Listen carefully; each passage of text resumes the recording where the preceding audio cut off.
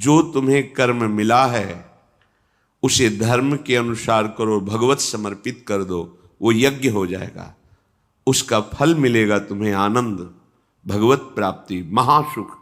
कर्म वही है, पर जब अहंकार से प्रेरित होकर अपने लिए करते हो सुसुख वांछा, तो उसमें अधर्म वृत्ति बढ़ जाती है। अधर्म वृत्ति निश्चित आपको भोगना पड़ेगा। यदि भगवान की शरण में हो जाओ, अबलो नशानी अबना नशई हो, वो कृपा करे तो सब क्षमा हो जाए। वो कह रहे हैं कि हम तो हम सर्वपापेभ्यो मोक्षयिष्यामि मा शुचा। नहीं तो आपका जो कर्म प्रकाशित नहीं हुआ है और आपने पाप कर्म किया वो गुप्त है, वो नष्ट नहीं हुआ, वो भयंकर रूप रख के तैयार है, अपने समय पे तुम्हें नष्ट कर देगा। एक 45-50 वर्ष की अवस्था के थे, अब उनको ज्ञान हुआ कि हमारे द्वारा बहुत अधर्म हुए हैं, अब सब छोड़ो, अब सत् कार्यों में लगो। तो उनके सामने एक स्वर्णकार का मकान था। वो बहुत ही कपटपूर्ण व्यवहार करता था, भोले भाले लोगों को असली स्वर्ण लेकर के केवल स्वर्ण का लेप करके अलंकार बेचता। अगर कोई जानता तो कुछ राज कर्मचारियों को अपने ले दे के अधीन किए हुए था और उसको कुछ नहीं होता। तो जो राज कर्मचारी उसके रहस्य को जानते थे वो रात में ड्यूटी देते थे। उन लोगों ने सोचा कि इतना धन इसने इकट्ठा किया है, अगर हम इसको मार देते हैं और इसका स्वर्ण ले लेते हैं तो कोई रिपोर्ट करने वाला भी नहीं होगा और हम बहुत धनी हो जाएंगे। अधर्माचरण करने वाला कभी सुखी नहीं हो सकता। स्वर्णकार अधर्म आचरण कर रहा था तो उसके अधर्म आचरण में सम्मिलित होने वाले राज कर्मचारियों ने उसे मार दिया, उसका स्वर्ण ले लिया, धन ले लिया और उसे एक बॉक्स में बंद करके वो निकल ही रहे थे कि वो जो धर्म पे चलना ठाना था उन्होंने देख लिया। बाहर निकले, उनका ये क्या है, अब वो तो फंस गए क्योंकि बॉक्स में उसकी लाश थी और सब बैग झोला में स्वर्णाभूषण धन था।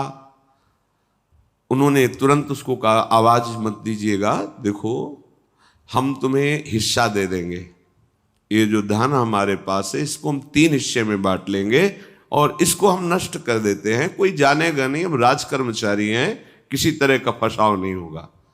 उन्होंने कहा, ये मैं अधर्म का कार्य नहीं कर सकता, मैं तो अब हल्ला मचाऊंगा, सबको बुलाऊंगा और बताऊंगा कि तुमने इसकी हत्या की है और इसका धन अपहरण कर रहे थे। अब राज कर्मचारी, उन्होंने सोचा हमारी ड्यूटी भी जाएगी, धन भी जाएगा, सजा भी मिलेगी। दोनों ने इशारे में ही बात कर ली और हल्ला मचा के दौड़ पाए, पकड़ो इसे, पकड़ो, जाने न पाए। उसे पकड़ लिया, लोग इकट्ठा हुए, क्या हुआ, देखो ये धन अपहरण करके जा रहा था, इसकी हत्या कर दी।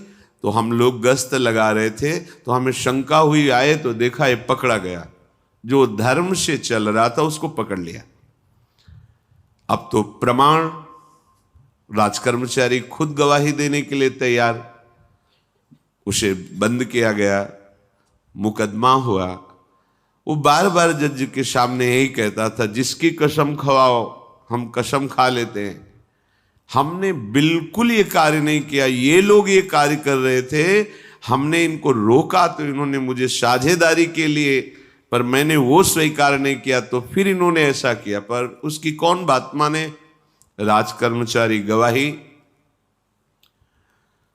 मुकदमा लंबा खिंचा, उसे जेल में रखा गया। हर बार आके वो यही प्रार्थना करता, कई वर्ष तक चलता रहता मुकदमा, जेल का उसे बड़ा कष्ट भोगना पड़ता। वो विचार करता कि मैं अगर हिस्सा ले लेता तो बच जाता, लेकिन धर्म से चल रहा था तो देखो मुझे कष्ट भोगना पड़ा।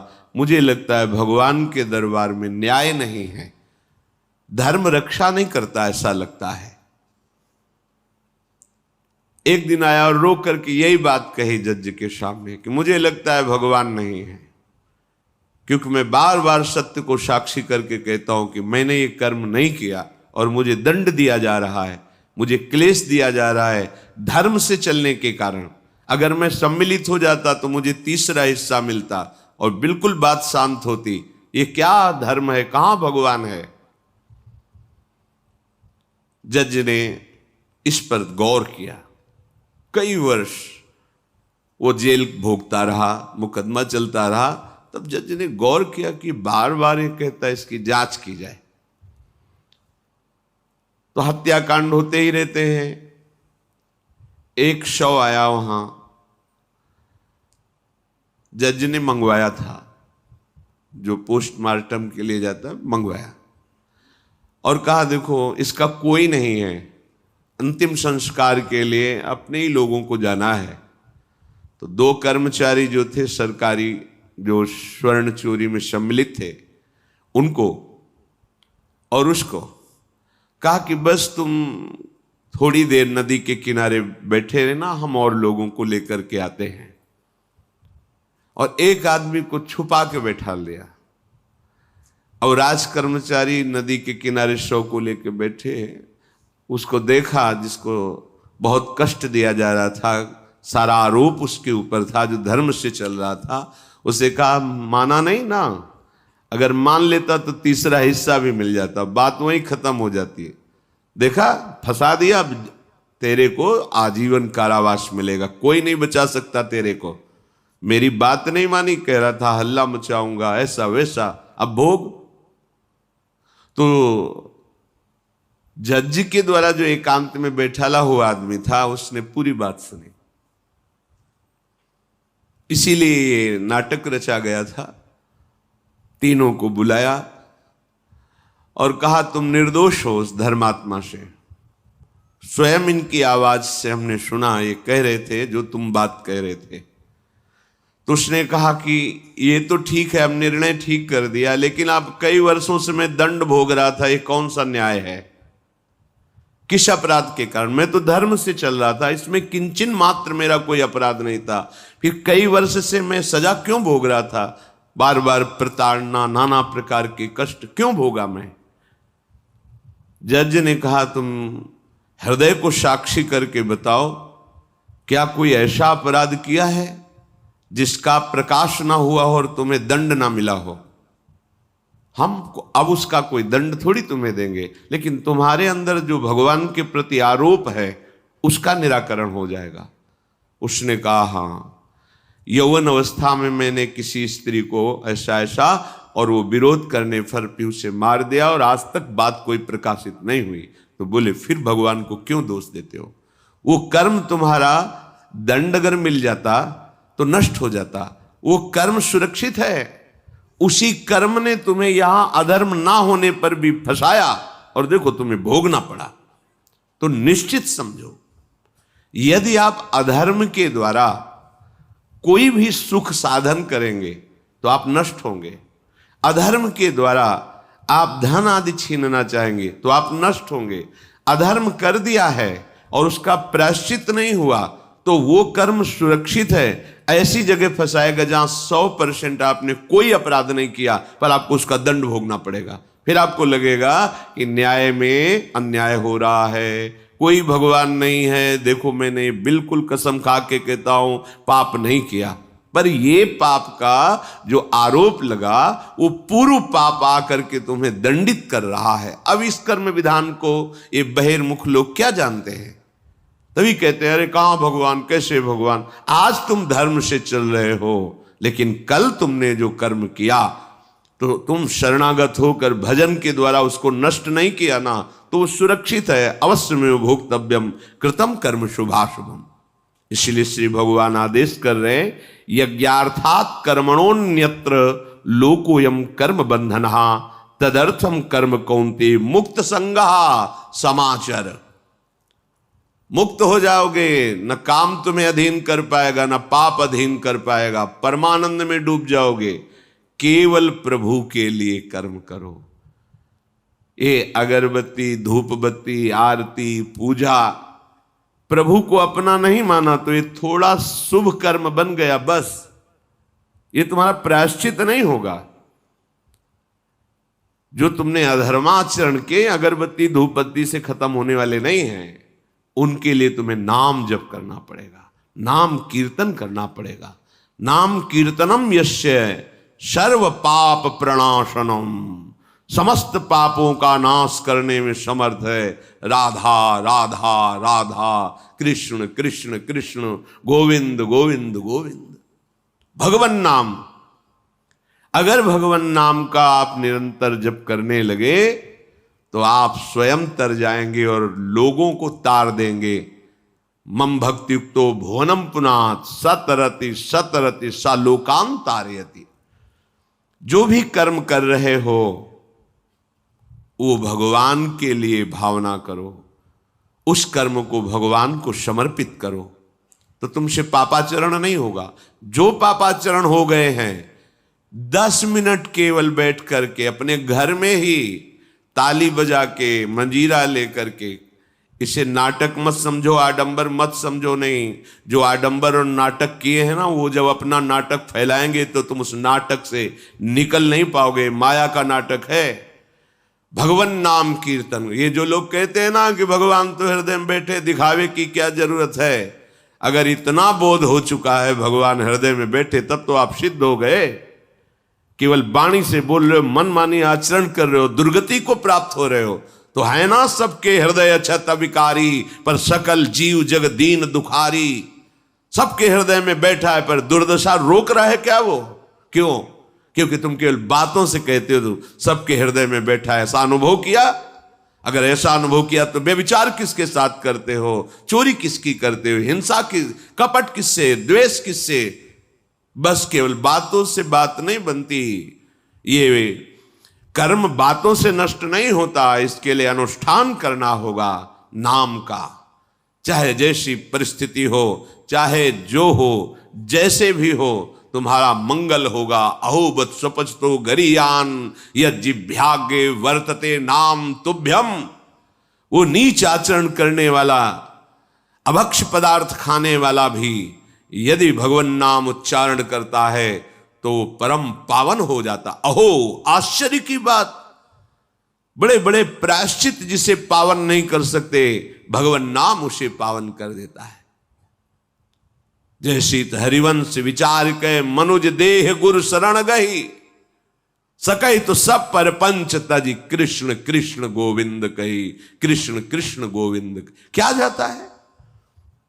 हम तो ये नहीं कह रहे कि तुम नहा के जपो, तुम ऐसा जैसे हो, जहां हो, गोविंद गोविंद, राधा राधा राधा वल्लभ श्री हरिवंश, तुम पावन हो जाओगे प्यारे।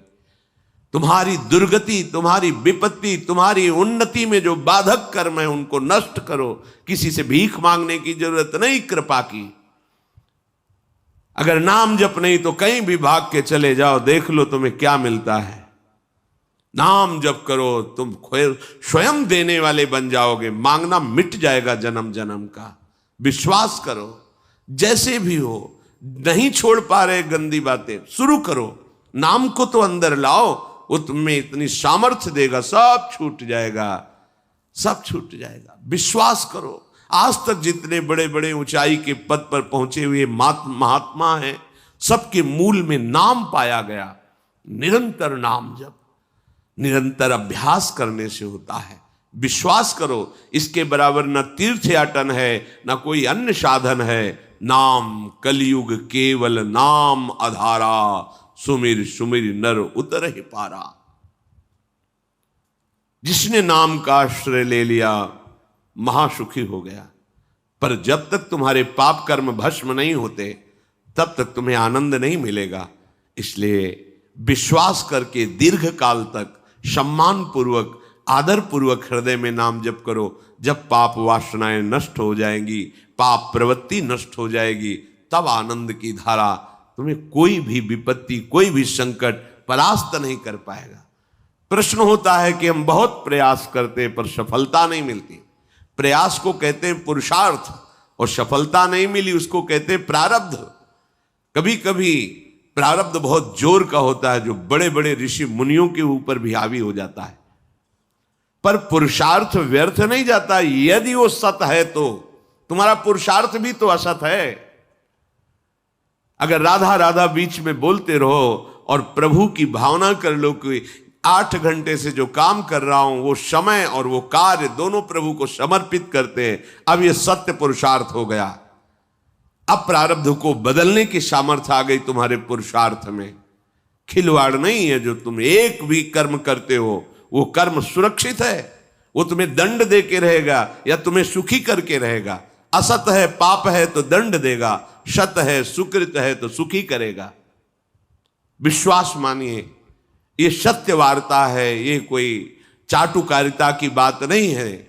सत्य में सत्य रहता है, चाहे जो युग हो चाहे जो समय हो, सत्य अपना प्रभाव दिखा के रहता है।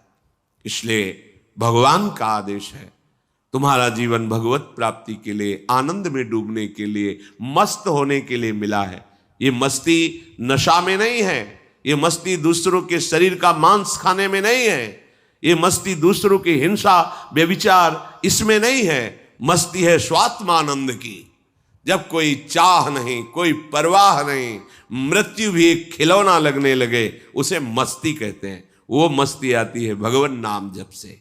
शुद्ध ज्ञान का प्रकाश हुआ, मरने का भय खत्म हो गया, क्योंकि शरीर राग नष्ट हो गया।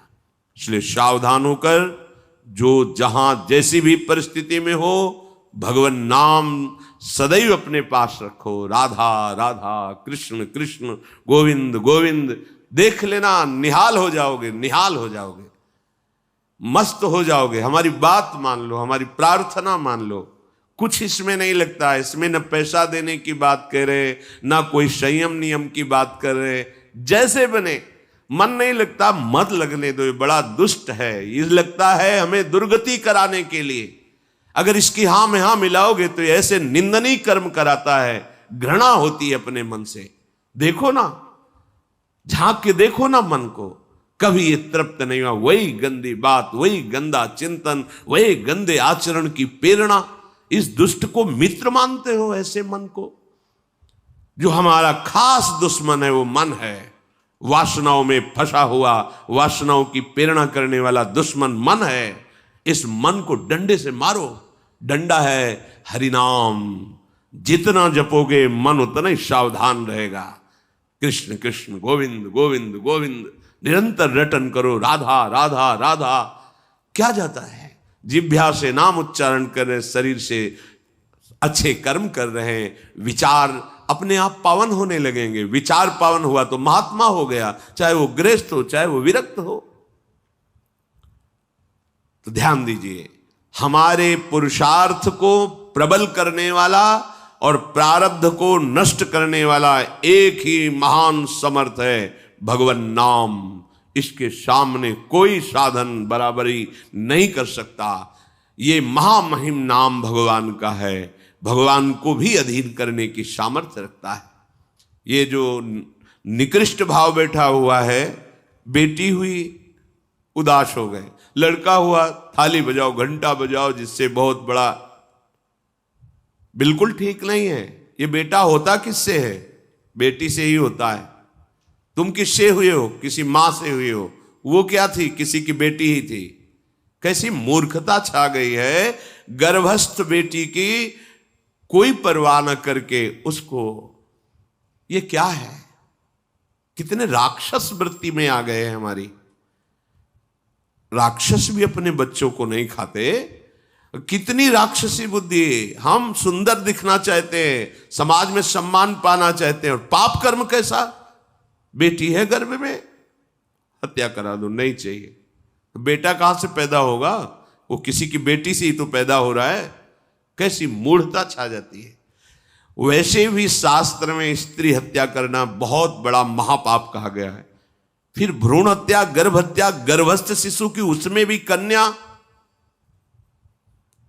सर्वनाश। इसके बाद फिर रोते हैं, हमने कौन सा पाप किया, भगवान ने हमारा पुत्र छीन लिया। कौन सा पाप किया, भगवान ने ऐसा कर दिया।